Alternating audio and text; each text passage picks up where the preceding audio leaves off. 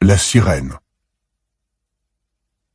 L'homme est souvent secrètement angoissé par le rôle viril qui lui incombe. Se montrer en toutes circonstances responsable, rationnel, maître de lui. Parce qu'elle propose une totale libération de ses contraintes, la sirène hante l'imaginaire masculin. Sa présence fortement érotique le transporte dans un monde de plaisir pur. La conquérir n'est pas sans danger. En s'y livrant à corps perdu, l'homme perd le contrôle de lui-même et il ne demande pas mieux. Par l'allure voluptueuse qu'elle se donne, la sirène le fascine tel un mirage tentateur. Alors que tant de femmes trop timides hésitent à projeter pareille image, apprenez à conquérir la libido masculine en vous faisant l'incarnation de ses fantasmes. La sirène spectaculaire. En 48 avant Jésus-Christ, le pharaon Ptolémée XIV parvint à déposer et à exiler sa sœur, la reine Cléopâtre, qui était également sa femme. Il ferma les frontières pour l'empêcher de rentrer en Égypte et resta seul sur le trône. La même année, Jules César débarqua à Alexandrie pour s'assurer que, en dépit de cette lutte intestine pour le pouvoir, l'Égypte resterait l'allié de Rome. Un soir que César conférait avec ses généraux dans son palais égyptien, un garde vint lui annoncer qu'un négociant grec était à la porte. Celui-ci était, paraît-il, chargé d'un volumineux et précieux présent destiné au maître de l'Empire romain. César, en humeur de s'amuser un peu, fit entrer le marchand. L'homme arriva portant sur l'épaule un grand tapis roulé. Il en coupa la ficelle et d'un coup de poignet déroula le tapis. La jeune Cléopâtre en surgit devant César et ses invités, à demi nue, telle Vénus sortant des flots. Chacun fut stupéfait par la beauté de la jeune souveraine, elle était alors âgée d'à peine 21 ans, apparue devant eux comme dans un rêve. Quelle audace! Quel sens dramatique! Elle était entrée dans le port nuitamment, sous la protection d'un seul homme, risquant tout sur ce coup d'éclat. Nul ne fut plus enchanté que César. D'après l'écrivain Dion Cassius, Cléopâtre était d'une beauté surprenante, et à ce moment-là, comme elle était dans la perfection de sa jeunesse, elle était vraiment adorable. Elle possédait aussi la voix la plus charmante et une façon de se rendre agréable à tout le monde.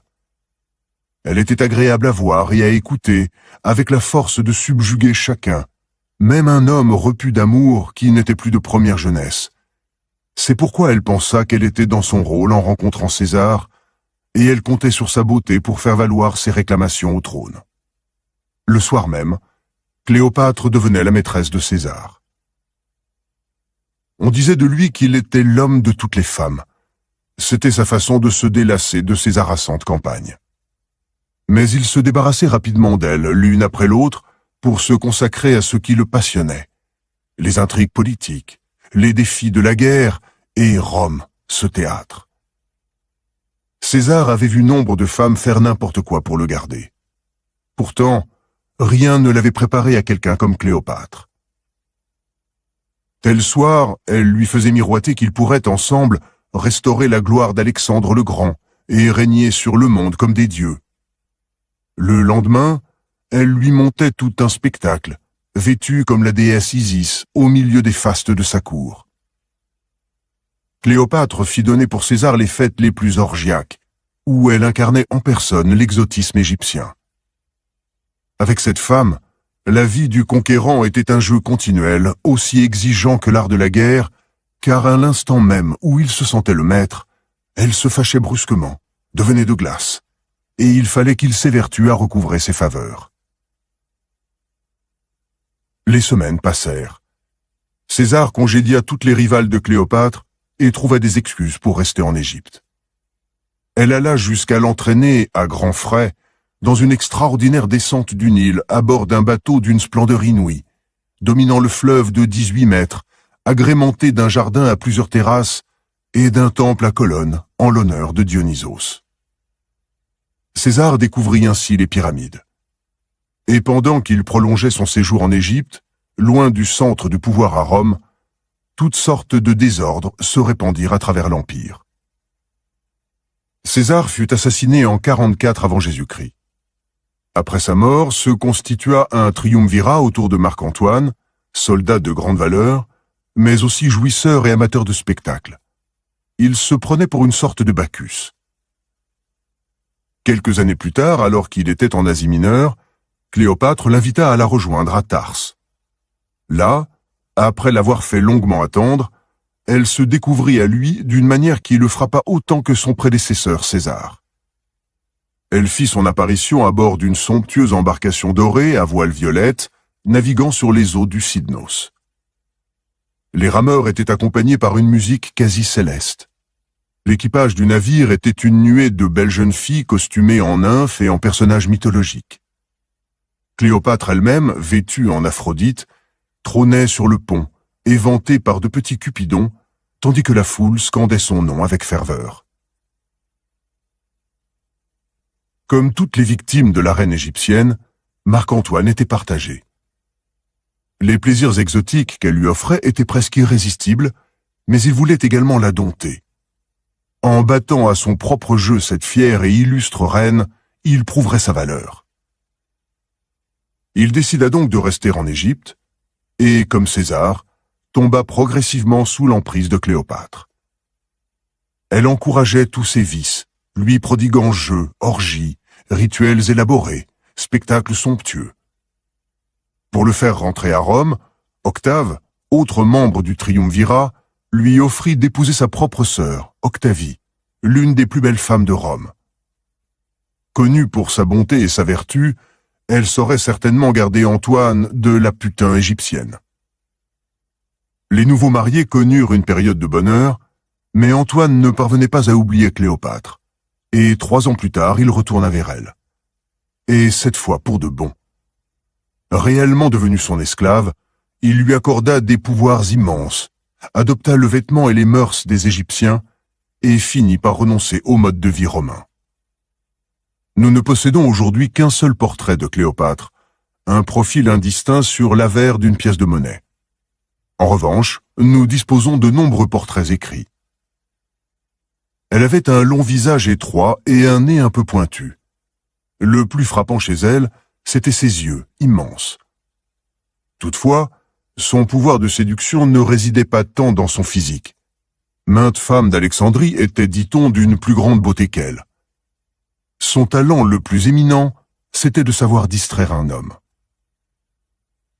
En réalité, Cléopâtre n'avait rien d'exceptionnel sur le plan physique, et politiquement ne possédait aucun pouvoir.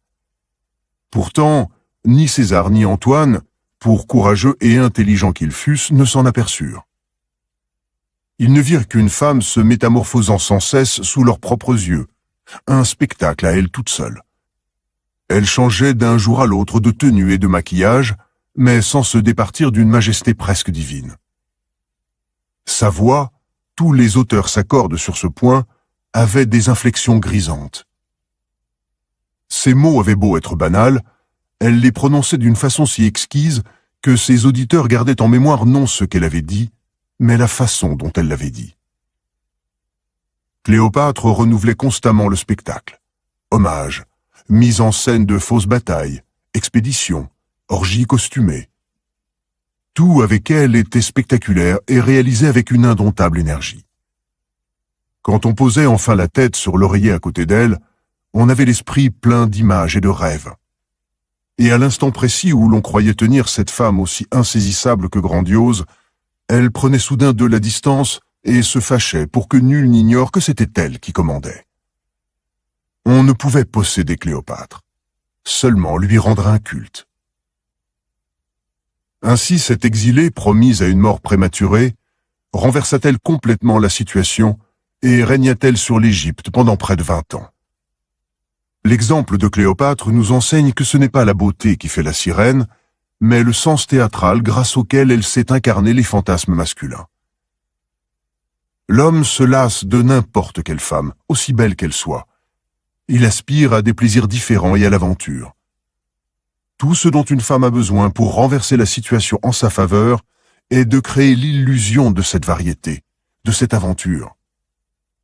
Un homme se laisse facilement prendre aux apparences. Son point faible, c'est ce qui est visuel. Offrez-lui la présence physique d'une sirène, une majesté pimentée d'érotisme et agrémentée de drame, et il sera pris au piège. Comme il ne s'ennuiera jamais, il sera incapable de se débarrasser de vous. Continuez à le distraire sans jamais lui dévoiler qui vous êtes vraiment, et il vous suivra jusqu'à sa propre perte. La sirène érotique. Norma Jean Mortensen, la future Marilyn Monroe, passa une partie de son enfance dans des orphelinats de Los Angeles. Ses journées n'étaient qu'une série de corvées et elle n'avait pas le droit de jouer. En classe, c'était une solitaire qui souriait rarement et rêvait beaucoup. Un jour, à l'âge de 13 ans, tandis qu'elle s'habillait pour aller à l'école, elle s'aperçut que le corsage blanc fourni par l'orphelinat avait un accroc. Elle fut obligée d'emprunter un t-shirt à une fillette plus jeune, trop petit pour elle de plusieurs tailles. Ce jour-là, les garçons commencèrent soudain à s'attrouper autour d'elle partout où elle allait. Elle était très développée pour son âge. Elle note dans son journal « Il louchait sur mon t-shirt comme si c'était une mine d'or ». Cette simple révélation fut décisive. Jusque-là ignorée et même moquée par les autres élèves, Norma Jean entrevoyait soudain un moyen d'attirer l'attention, voire d'acquérir un pouvoir, car elle était follement ambitieuse. Elle se montra désormais plus souriante, se maquilla, s'habilla de façon différente. Elle ne tarda pas à faire un second constat non moins stupéfiant. Sans qu'elle eût rien à dire ni à faire, les garçons tombaient passionnément amoureux d'elle. Mes admirateurs déclaraient tous la même chose, de différentes façons, écrit-elle. S'ils voulaient tous m'embrasser et me prendre dans leurs bras, c'était ma faute. Certains accusaient ma façon de les regarder, avec des yeux pleins de passion. Pour d'autres, c'était ma voix qui les charmait. D'après d'autres encore, il émanait de moi des vibrations qui les terrassaient. Quelques années plus tard, Marilyn tenta sa chance dans le cinéma. Les producteurs étaient unanimes. Sa silhouette était attirante, mais son visage n'était pas assez séduisant pour la caméra. Elle s'inscrivit comme figurante. Chaque fois qu'elle apparaissait à l'écran, ne fût-ce que quelques secondes, les hommes se déchaînaient dans le public. Des clameurs résonnaient dans la salle. Pourtant, personne ne lui prêtait les qualités d'une star. En 1949, au cours d'un dîner, elle n'avait alors que 23 ans et sa carrière était au point mort, elle lui vend une information qui allait changer sa vie. Le producteur du prochain film de Groucho Marx, La pêche au trésor, cherchait une actrice blonde. Groucho la voulait capable d'exciter sa libido vieillissante et de lui faire sortir de la fumée par les oreilles. Marilyn se débrouilla aussitôt pour passer une audition. Et là, elle improvisa une façon de marcher tout à fait particulière. C'est à la fois Mae West, Theda Bara et Bo Peep roulés en une seule personne, s'exclama Groucho en la voyant se déhancher. On tourne la scène demain. Et c'est ainsi que Marilyn créa sa fameuse démarche, bien peu naturelle, mais qui combine innocence et érotisme en un mélange détonnant. Pendant les années qui suivirent, Marilyn apprit sur le terrain comment accroître encore l'effet qu'elle avait sur les hommes. Elle avait toujours eu une jolie voix, une voix de petite fille, ce qui n'était pas forcément la meilleure au cinéma. Quelqu'un finit par lui conseiller de prendre un timbre plus grave. Le résultat fut cette élocution pleine de langueur, légèrement rauque, qui allait devenir l'un de ses atouts majeurs. Quelque chose entre l'ingénu et la mégère. Avant chaque tournage, et même avant de simples soirées, Marilyn passait des heures devant son miroir. Beaucoup pensaient que c'était par vanité, elle semblait amoureuse de sa propre image. La vérité, c'était que cette image, il lui fallait des heures pour la créer. Marilyn affina pendant des années son art du maquillage. Sa voix, sa démarche, l'expression de son visage étaient tous parfaitement étudiés, un vrai travail d'actrice. Au sommet de sa gloire, il lui arriva d'aller s'encanailler dans des bars de New York sans maquillage ni tenue sexy. Elle y passait totalement inaperçue. Le succès vint enfin, mais sous une forme qui l'exaspéra. À l'écran, elle était l'éternelle bombe sexuelle blond platine. Elle convoitait des rôles sérieux. Mais malgré les efforts qu'elle faisait pour désamorcer l'image capiteuse qu'elle avait elle-même construite, personne ne la croyait à la hauteur. Pendant une répétition de La Cerisay, Mikhaïl Tchekhov, qui la dirigeait, lui demanda « Est-ce que tu pensais au sexe pendant qu'on jouait ?» Sur sa réponse négative, il continua « Pendant toute la scène, j'ai ressenti des vibrations érotiques venant de toi, comme si tu étais en proie à une passion. Je comprends maintenant ton problème avec les studios, Marilyn. Tu dégages des vibrations érotiques, que tu le veuilles ou non. Le monde entier y est sensible. Elle crève l'écran dès que tu y apparais. » Marilyn Monroe aimait sentir l'effet qu'avait son corps sur la libido des hommes. Elle accordait sa présence physique comme elle l'eût fait d'un instrument de musique. Elle se transforma ainsi en symbole sexuel et acquit une réputation mondiale de glamour. Les autres femmes savaient autant qu'elle jouer de leur sex appeal, mais Marilyn était différente. Chez elle, c'était inconscient. Elle avait connu dans l'enfance une grave carence, le manque d'affection. Son besoin le plus profond était celui de se sentir aimée et désirée. Cela la rendait constamment vulnérable, telle une petite fille qui a besoin d'être protégée. Devant la caméra, ce besoin d'amour lui sortait par tous les pores, et cela sans effort particulier, parce que cela venait du plus vrai, du plus profond. Ainsi, tel regard ou tel geste, qui n'était pas destiné à éveiller le désir d'un homme, le suscitait avec d'autant plus de force qu'il était involontaire, justement par son innocence. La sirène érotique produit un effet plus immédiat et plus impérieux que la sirène spectaculaire. Comme elle est l'incarnation même du désir et de l'amour, elle ne se soucie guère de solliciter les autres sens, ni de créer des mises en scène théâtrales. Elle donne l'impression de n'avoir jamais à travailler, ni à faire de basses corvées, mais de vivre exclusivement pour le plaisir, d'être en permanence disponible. Ce qui différencie la sirène érotique de la courtisane ou de la prostituée, c'est son innocence et sa vulnérabilité. Ce mélange pervers et grisant, il donne au mâle l'illusion d'être un protecteur, une figure paternelle, alors que c'est elle, au contraire, qui tient les commandes. Une femme n'a pas besoin d'un physique à la Marilyn Monroe pour en incarner le personnage. La plupart des appâts de Marilyn étaient montés en épingle. Mais le secret, c'est qu'elle avait l'air d'une innocente écolière. Quelque chose en l'homme a faim de stupre. La femme doit paraître en même temps viscéralement luxurieuse et naïvement innocente, comme si elle était incapable de mesurer l'effet qu'elle provoque. Donnez à votre démarche, à votre voix, à votre façon d'être, une délicieuse ambiguïté. Soyez à la fois une femme désirable et une innocente ingénue. D'abord, tu rencontreras les sirènes, séductrices de tous les hommes qui s'approchent d'elles. Celui qui, poussé par son imprudence, écoutera la voix des sirènes, ne verra plus son épouse ni ses enfants chéris, qui seraient cependant charmés de son retour.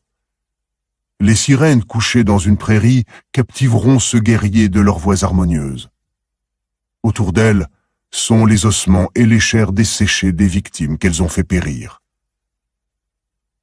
Discours de Circé à Ulysse, l'Odyssée, livre 12. Traduit par Eugène Barreste, 1843. Les clés du profil. La sirène est la plus antique séductrice qui soit. Son prototype est la déesse de l'amour, Vénus Aphrodite. Il est dans sa nature d'être paré des qualités d'une figure mythique.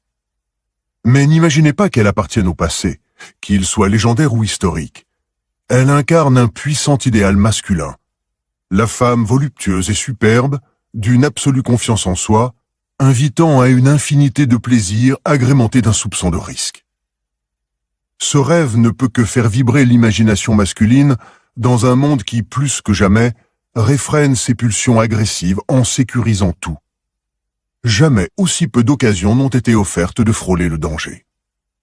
Par le passé, un homme disposait de divers défouloirs, la guerre, la mer, la politique. Dans le domaine de l'érotisme, maîtresse et courtisane, pratiquement une institution, lui offraient les occasions de traque et une variété de proies. Aujourd'hui, privé d'exutoire, ses pulsions se retournent contre lui-même et le rongent, et leur répression les décuple. Il arrive ainsi à des hommes haut placés de faire d'énormes bêtises, comme d'afficher une liaison au pire moment, juste par jeu, pour le frisson. Censés être en permanence si raisonnables, les hommes sont enclins à ce genre de foucade. Si c'est le pouvoir de séduction que vous recherchez, la sirène est le profil le plus puissant qui soit. Elle joue sur les pulsions masculines les plus élémentaires, et si elle en joue bien, elle peut réduire un homme fort et responsable en marionnette. La sirène vient aisément à bout de la brute virile, type soldat ou héros. Cléopâtre a fait son jouet de Marc-Antoine, Marilyn Monroe de Joe DiMaggio. Mais ils ne sont pas ses seules victimes. Jules César était un penseur et un écrivain qui appliquait ses capacités intellectuelles au champ de bataille et à l'arène politique. Et le dramaturge Arthur Miller n'a pas moins craqué devant Marilyn que le joueur de baseball DiMaggio. L'intellectuel est d'autant plus alléché par la perspective du pur plaisir physique que son existence en est souvent dépourvue. La sirène n'a guère à se soucier de sélectionner la bonne proie. Personne ne lui résiste. Avant tout, la sirène doit se démarquer des autres femmes. Elle est par essence un être rare, un mythe, une exception. Elle est aussi un trophée de valeur qu'il faut arracher aux autres hommes.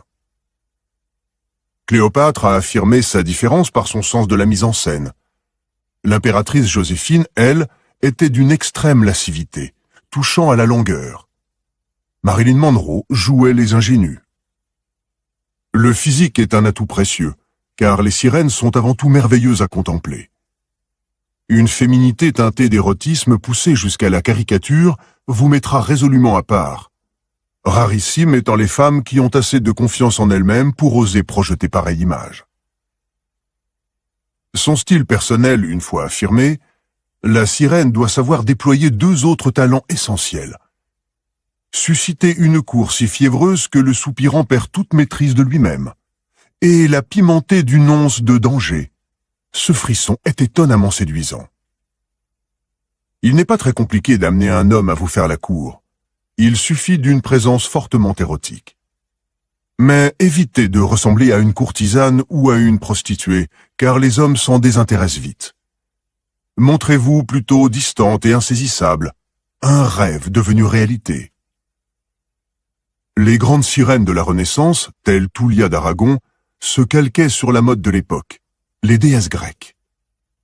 Aujourd'hui, vous pouvez choisir pour modèle une star du cinéma, n'importe quel personnage au rayonnement unique qui laisse les gens bouche bée. Vous fascinerez les hommes qui vous assiégeront avec acharnement, et plus ils s'obstineront, plus ils auront l'impression d'avoir l'initiative. Voilà une excellente manière de cacher à quel point vous les manipulez. La notion de risque, de défi, voire de danger de mort, peut sembler désuète. Pourtant, c'est là un ingrédient essentiel de la séduction. Il ajoute une note grisante à laquelle les hommes d'aujourd'hui ne résistent pas, raisonnables et refoulés qu'ils sont. Le danger fait d'ailleurs partie intégrante du mythe de la sirène. Dans l'Odyssée d'Homère, le héros, Ulysse, passe au large des récifs où chantent ces créatures fatales. Leur chant évoque l'âge d'or, un monde de l'enfance libre de responsabilité et seulement dédié au plaisir. Elles ont des voix tentatrices, fluides comme l'eau. En les entendant, les marins se jettent dans les flots pour les rejoindre et se noient, ou, distraits et éperdus, précipitent leur navire sur les écueils. Pour protéger ces matelots des sirènes, Ulysse leur a bouché les oreilles avec de la cire. Lui-même s'est fait ligoter à son mât afin d'entendre leur chant, mais de survivre à cette épreuve et de pouvoir en témoigner. Étrange désir, puisque la griserie offerte est justement de céder à la tentation de les suivre. De même que les marins de l'Antiquité devaient tenir fermement la barre et rester de marbre, de même l'homme d'aujourd'hui doit travailler dur et suivre tout droit sa carrière. L'appel du danger, de l'affectif, de l'inconnu est d'autant plus puissant qu'il est tabou. Pensons aux victimes des plus illustres sirènes de l'histoire. Paris a déclenché une guerre pour les beaux yeux d'Hélène. César a risqué son empire. Antoine a perdu le pouvoir et la vie à cause de Cléopâtre. Napoléon, sous le joug de Joséphine, est devenu la risée de toute l'Europe. Joe DiMaggio ne s'est jamais remis de sa passion pour Marilyn, laquelle, pendant des années, empêcha aussi Arthur Miller d'écrire. La sirène cause souvent la ruine de ses adorateurs, qui ne parviennent pourtant pas à se détacher d'elle. Beaucoup de grands hommes ont sans doute un côté masochiste. Ce frisson du danger n'est pas bien difficile à donner, et les autres attraits de la sirène n'en sont que plus irrésistibles. Chez Marilyn, par exemple, c'était son brin de folie qui faisait craquer les hommes. Les sirènes sont souvent totalement déraisonnables, et cela fascine les hommes corsetés par leur rationalisme. Un soupçon de peur est également efficace. Être tenu à distance impose le respect. Votre soupirant ne doit pas s'approcher si près qu'il puisse vous percer à jour ou remarquer vos petits travers. Suscitez cette crainte par de brusques changements d'humeur. Déstabilisez votre proie. Intimidez-la de temps à autre par un comportement capricieux. L'élément le plus important de ce profil de séductrice reste le physique, principal instrument de son pouvoir.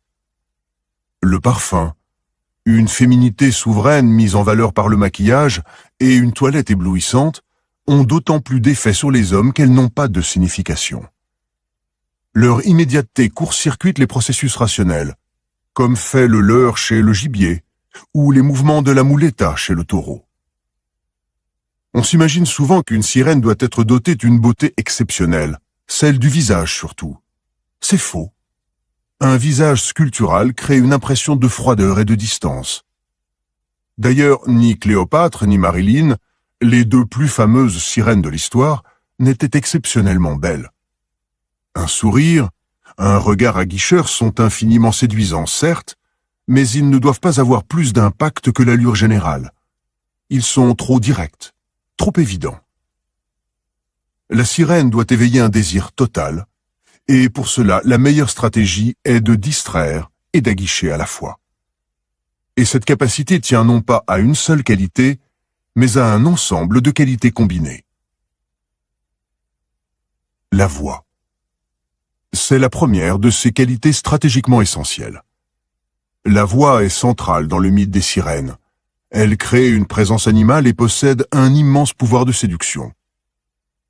Peut-être déclenche-t-elle chez la victime une régression, évoquant la voix de la mère avec son double pouvoir d'exciter et de calmer l'enfant avant même que les mots ne lui soient intelligibles. Il faut que la voix de la sirène insinue son charme de façon subliminale et sans lourdeur. Presque tous ceux qui ont approché Cléopâtre ont été frappés par sa voix douce et délicieuse, presque envoûtante. L'impératrice Joséphine avait une voix langoureuse au timbre exotique, révélant ses origines créoles. Quant à Marilyn Monroe, elle avait gardé sa voix de petite fille légèrement voilée. Elle s'attacha à la rendre plus grave. Le résultat fut irrésistible. Lorraine Bacall, elle, avait un timbre naturellement grave, dont le pouvoir de séduction résidait dans une élocution lente et suggestive. La sirène ne parle jamais vite, avec agressivité et d'une voix aiguë. Elle s'exprime doucement et sans hâte, comme si elle venait de quitter le lit. La toilette. Si la voix doit bercer, la toilette doit éblouir. C'est sa mise qui donne à la sirène l'allure d'une déesse. Dans le chapitre de son essai « Le peintre de la vie moderne », intitulé « Éloge du maquillage », Baudelaire écrit « La femme est bien dans son droit, et même elle accomplit une espèce de devoir en s'appliquant à paraître magique et surnaturelle. Il faut qu'elle étonne, qu'elle charme. Idole, elle doit se dorer pour être adorée. Elle doit donc emprunter à tous les arts les moyens de s'élever au-dessus de la nature pour mieux subjuguer les cœurs et frapper les esprits. » Une sirène célèbre qui avait le génie de la parure était Pauline Bonaparte, une des sœurs de Napoléon. Elle se donnait délibérément l'allure d'une divinité antique. Sa coiffure, son maquillage et ses vêtements étaient une évocation de la déesse Vénus. Personne n'eut jamais garde-robe plus raffinée et mieux garnie. En 1798, Pauline Bonaparte créa l'événement en faisant son entrée à un bal. Elle avait demandé à la maîtresse de maison, Madame Permon, la permission de s'habiller chez elle, afin que nul ne voie sa toilette avant son arrivée. Quand elle descendit l'escalier, le silence se fit. Elle était coiffée à la grecque, avec, comme les bacchantes, des pampres dorés dans la chevelure. Sa tunique diaphane à l'ourlet brodé d'or laissait deviner sa silhouette sculpturale. Elle portait sous les seins une étincelante ceinture en or ornée d'un somptueux fermoir. La duchesse d'Abrantes écrit « Je ne saurais décrire l'apparition de cette beauté. Toute la pièce fut éclairée par sa présence. L'ensemble était si harmonieux qu'il y eut un murmure d'admiration et personne ne regarda plus les autres femmes. »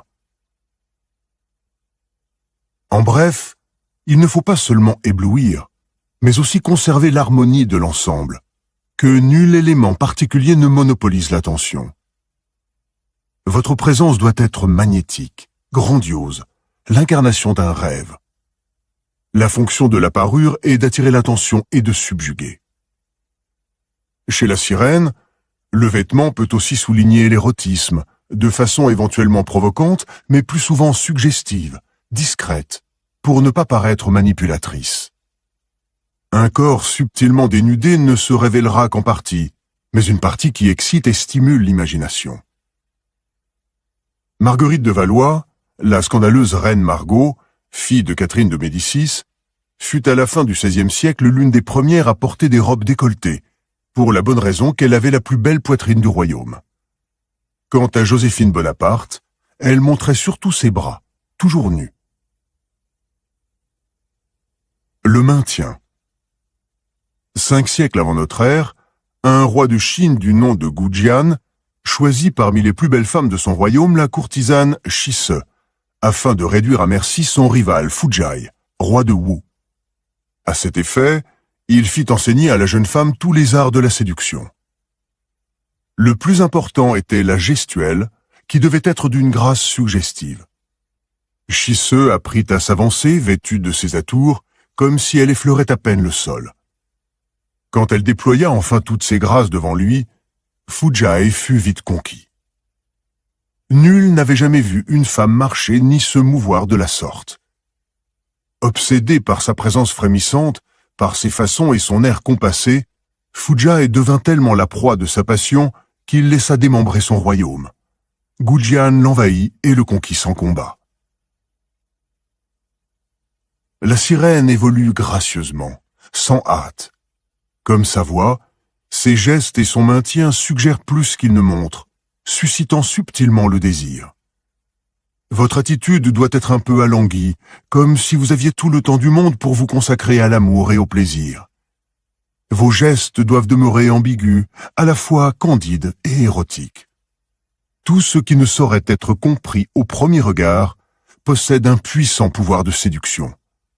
À plus forte raison s'il s'agit de l'impression d'ensemble. Le symbole de la sirène est l'eau. Le chant de la sirène est fluide et insaisissable, telle la sirène elle-même évoluant dans l'élément liquide. Comme la mer, la sirène attire ses victimes par des promesses d'aventure et de plaisir sans fond.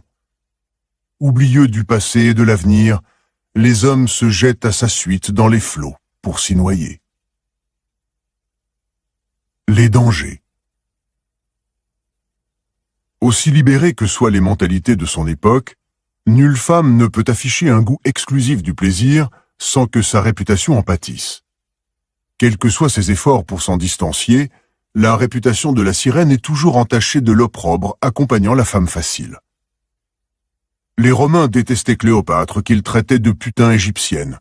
Cette haine amena d'ailleurs sa chute. Octave et l'armée romaine n'eurent de cesse qu'il n'ait effacé la souillure qu'elle représentait pour les valeurs viriles de l'Empire. Mais avec la sirène, les hommes sont souvent indulgents sur ce point.